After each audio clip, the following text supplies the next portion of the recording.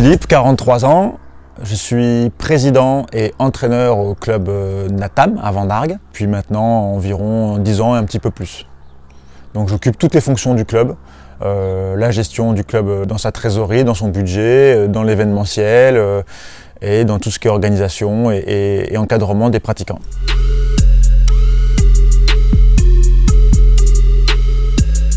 Aujourd'hui, le club est composé de 90% de loisirs, avec donc quelques compétiteurs, hommes, femmes. On a une tendance dans le club à avoir pas mal de compétitrices. C'est un hasard, mais ça se passe super bien, moi j'en suis très content. Globalement, c'est un club qui est essentiellement composé d'adultes, mais on a aussi des adolescents et préadolescents. On n'a pas encore malheureusement de section jeunes ou petits, mais c'est un objectif que j'ai encore en tête.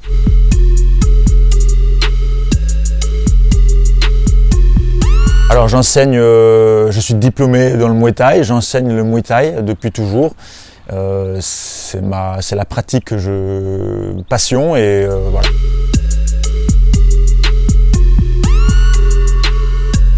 Alors j'ai toujours pratiqué les arts martiaux. Moi je suis d'une génération Bruce Lee, donc j'ai toujours pratiqué les arts martiaux, mais je trouvais jamais mon compte. J'ai vraiment trouvé mon compte quand j'ai commencé la boxe française par hasard en fait. Et lorsque j'ai déménagé, je suis arrivé dans la région de Montpellier, j'ai cherché un club de boxe française. J'en ai pas trouvé, j'étais jeune, j'étais piéton, donc je pouvais pas aller très loin. Et donc du coup, dans la région, j'avais trouvé un club qui faisait de la boxe thaï, mais aussi du full contact. Donc j'ai essayé la pratique. Et ça a été une révélation quand j'ai essayé la boxe thaï, et depuis, j'ai jamais arrêté.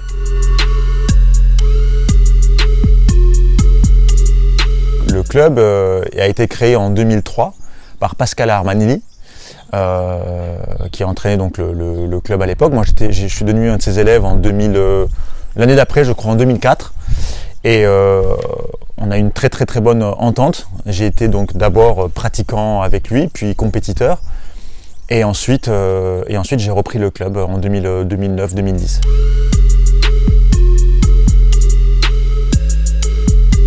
Oui, donc beaucoup de loisirs et tardivement de la compétition.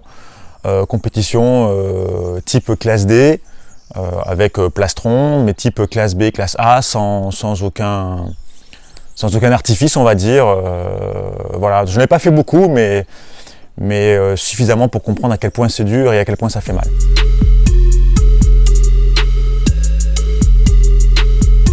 Il y a plusieurs choses. D'abord le hasard, parce que je sentais que mon prof, donc Pascal à l'époque, avait une petite lassitude.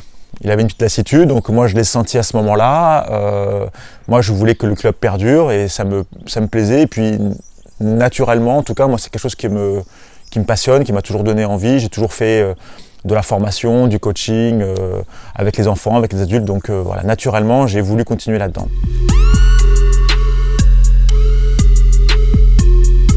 Alors quand tu deviens coach, tu délaisses un peu la pratique, mais tu la délaisses pas parce que tu es toujours dedans, et je la pratique toujours parce que de temps en temps, oui, je vais me mettre derrière les PAO, enfin en tout cas je vais taper au sac, je vais faire plein de choses, je vais faire un peu de sparring avec les élèves, donc je l'ai jamais délaissé.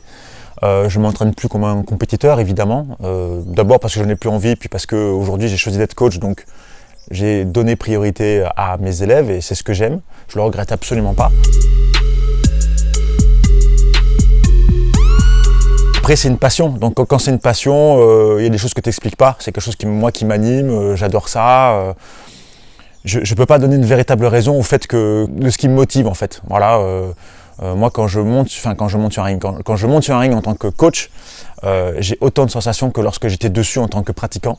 Et ça s'explique pas, c'est comme ça, c'est génial. J'en ai plusieurs, des souvenirs marquants dans la boxe. La première fois que je suis monté sur un ring, c'était un souvenir marquant, dans tous les sens du terme. J'avais évidemment beaucoup de stress, mais pas autant que je pensais en avoir. Finalement, j'ai eu plus de stress avant qu'évidemment au moment de monter, comme beaucoup, je pense. Mais c'est un souvenir marquant, c'est quelque chose d'extraordinaire à vivre. Monter sur un ring, en plus, à cette époque-là, il y avait beaucoup de monde qui regardait. C'était un gala où il y avait vraiment du monde, c'était très sympa. J'ai d'autres souvenirs marquants, c'est les premières fois où je suis parti en Thaïlande et où je me suis entraîné là-bas aussi, c'était extraordinaire à vivre. Pour la culture, pour l'ambiance, pour plein de choses. Après, autre souvenir très marquant, c'est la première fois où j'ai réellement monté des élèves sur un ring, où j'ai eu, comme je le disais tout à l'heure, autant de sensations presque que lorsque moi j'y étais. C'est quelque chose d'à la fois frustrant mais de très grisant. Ma fierté elle est globale, parce que je trouve que c'est un club qui est sain, qui tourne bien avec peu de moyens, mais qui s'en sort bien, qui a une bonne mentalité et qui représente les valeurs que moi j'aime. Donc on travaille en s'amusant, on est un groupe assez soudé. Moi j'ai encore plein d'objectifs et plein d'ambitions pour ce club, donc c'est une fierté générale que je partage tous les jours. Voilà.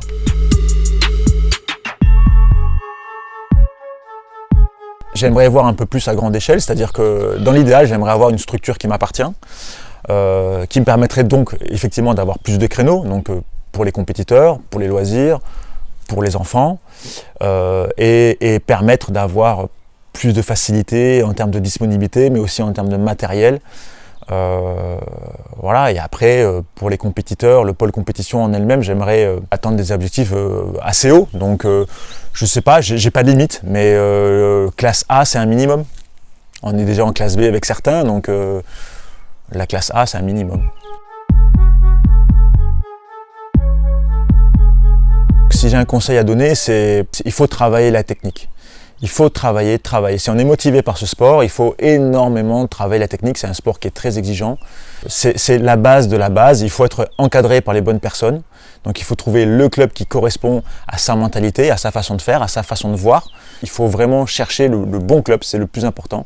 Et une fois qu'on a trouvé ça, c'est trouver constamment, chercher à s'améliorer techniquement. Parce qu'après, la force, la puissance, on l'a déjà quand même un peu naturellement et elle se travaille, mais la technique, c'est la première chose qu'il faut privilégier. Avec la bonne personne. Alors les trois ingrédients majeurs, la technique, oui, évidemment. Après, ça dépend de ce qu'on veut faire dans la boxe. Hein.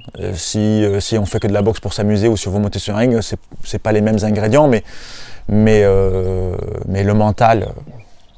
Le mental pour un boxeur, alors les sportifs de haut niveau ou même amateurs, on a besoin d'un mental très très fort, mais dans la boxe c'est encore plus important parce qu'il n'y a pas d'amateurisme, on s'entraîne presque comme des professionnels, je dis bien presque parce qu'on n'a pas autant de temps, mais il n'y a pas vraiment la place à l'amateurisme, donc il faut un mental et une motivation hors norme. Et c'est pas donné à tout le monde. C'est un sport qui est pas donné à tout le monde. Donc si on veut en faire de la compétition et encore plus être professionnel, là ça demande des qualités mentales et physiques hors normes.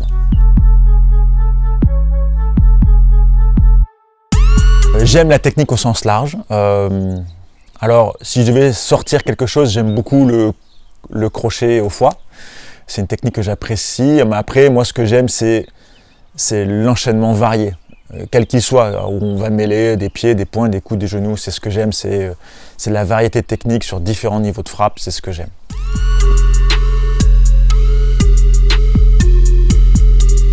Si c'est dans l'anglaise, j'aime beaucoup Mike Tyson, j'aime beaucoup le style, j'aime beaucoup la technique, mais si je reste dans mon domaine, j'ai énormément aimé Buakaw, même s'il a fait beaucoup de K1, mais j'ai beaucoup aimé Buakaw à la bonne époque. Mais il y en a d'autres. Mais particulièrement quand même Buakaw, mais aussi Raymond Dekers.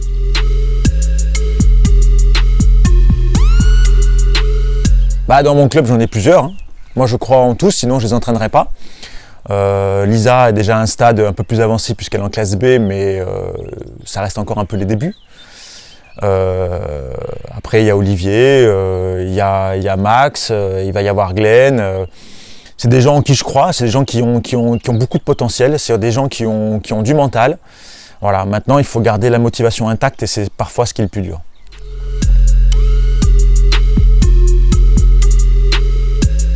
Alors pour être très honnête sur Sparring Bear, pour moi ça ressemble surtout à une histoire de gens passionnés et qui se sont investis dans leur passion. Et donc quand on s'investit dans une passion, parce qu'on y met tous les moyens, parce qu'on y met son cœur, parce qu'on y met beaucoup d'engagement, et donc ça va forcément marcher. Est-ce que ce sera rentable économiquement? À la limite on s'en fout, mais en tout cas pour moi, mais ce qui est important c'est de voir que c'est un beau projet, c'est un projet qui est super intéressant, c'est un projet qui est là pour rassembler les gens autour de cette discipline et autour de plein de disciplines, autour des arts martiaux en général. Et donc moi je peux qu'être présent et encourager ce projet.